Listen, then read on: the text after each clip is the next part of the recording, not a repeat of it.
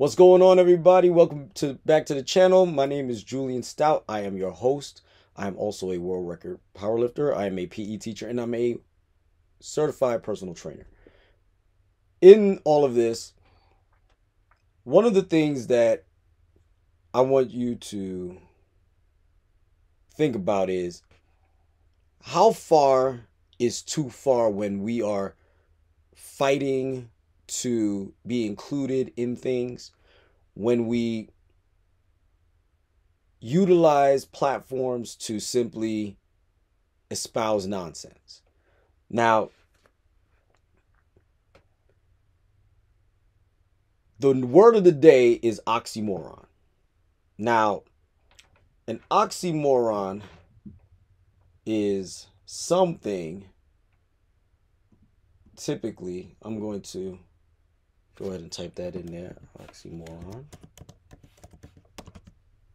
Definitions. I pretty much know what it means, but it's a figure of speech in which apparently contradictory terms appear in conjunction. Falsely true, unfaithfully faithful, or faithfully unfaithful. Things like that. Well, in this particular case, the oxymoron is fat personal trainer. Now, don't get it twisted. I am not stating that no personal trainer cannot be out of shape for any period of time, because there are ebbs and flows in our body composition at many different times. There have been times where my body fat percentage has been a little bit off of normal. And it comes with the territory, especially when you're trying to build muscle. However, in this particular case, we are talking about a person who claims that they're a personal trainer and they are obese.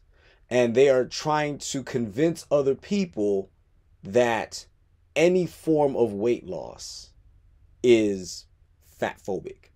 Now, shout out to the Black conservative perspective. I am reacted to this video, and in this reaction, this woman is literally going to claim that all weight loss is fatphobic. So, without further ado, I'm going to go ahead and click it. Go ahead, let's go. So I figured that this question would probably come up sometime soon, just because of the video and the topics that I cover. But let's break this one down. So intentional weight loss, so you purposely saying, I want to lose 20 pounds, is fatphobic. And you might be like, what? Oh my goodness. I'm not trying to be fatphobic, but you are. You're being fatphobic to yourself. Why do you want to lose 20 pounds? It's probably to fit into something smaller. It's probably so people treat you better. It's probably for all the reasons that fat folks are shamed simply for being fat. So by continuing to perpetuate. Okay, I'm going to stop right there real quick. So, guys, all seriousness. You losing weight has a multitude of reasons, right? First of all, let's start with you're not in the best shape that you could be in.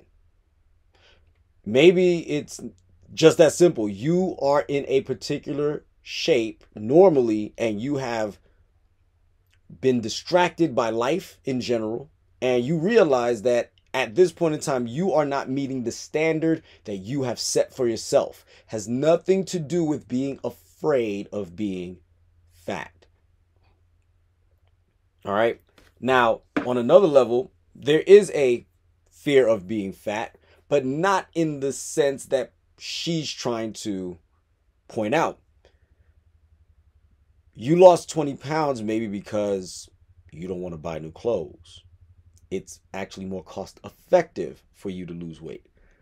And not even from the medical standpoint, where I have already spoken about $300,000 in expenses to mitigate the consequences of being obese.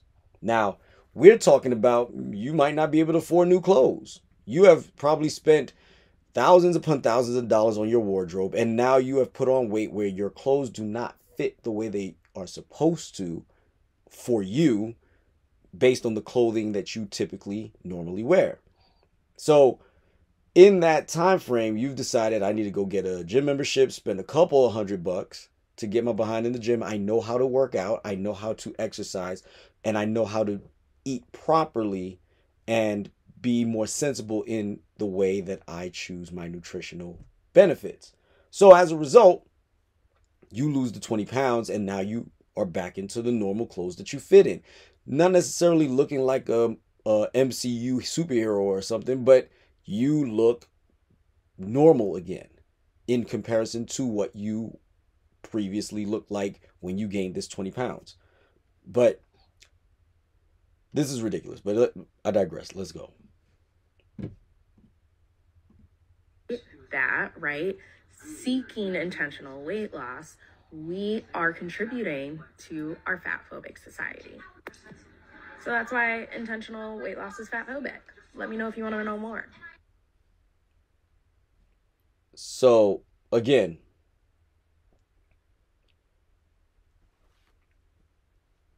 our societal fatphobic agenda, or so to speak, is fairly simple. While we all have to pass away at some point, while we all have to lose our lives at some point, the way we go about passing away says something about the life we've led. Now, granted, being afflicted with a disease that you were in no control of is one thing. Like if you found out that the air quality in the place that you live is killing you, or the water that you drink is killing you, or you tried to do sensible things and those sensible things then causes you to lose your life because you decided to work out one night and something tragic happened. But what we're talking about is the horrors of obesity in regards to the way people pass away. Losing limbs and then suffering from gangrene and then losing limbs, not being able to breathe, not being able to move and take care of their families the way they're supposed to, not being able to defend themselves, not being able to enjoy life in general. And this is not to say that obese people cannot enjoy their lives, because there are plenty of people that are obese that enjoy their lives up until it affects them negatively. I have friends that were obese who have done excellent work in making themselves healthier. Again, are they walking around looking like Arnold Schwarzenegger and, The Rock? No, but they're healthier for it, and they will tell you so themselves. Does it mean that we are to treat people who are obese with a lack of dignity, love, and respect? No, that is not what this is about. This is about the deterrent of not wanting to be obese because of the horrible lifestyle that we have witnessed obese people live. The lack of energy, like I said, the difficulty breathing, having to use those motorized carts at the supermarket or at some various mall or facilities, shopping facility of some sort. All of these things are, these claims that she's making are utter nonsense. Because you don't want to be in shape, that's fine. That's your choice. And whatever consequences comes of it is your choice as well. But when you see individuals like Cicely Tyson, Harry Belafonte, you have Carol Burnett, you have Betty White, you have all of these people who have done the best that they could with what they had and has achieved a level of longevity that many of us wish we can definitely aspire to achieve.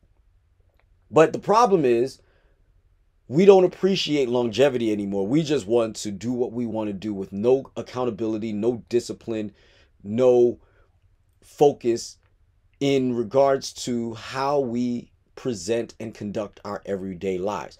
The truth is, in many cases, our physical form shows the level of dedication and discipline we have to a particular cause or ideal.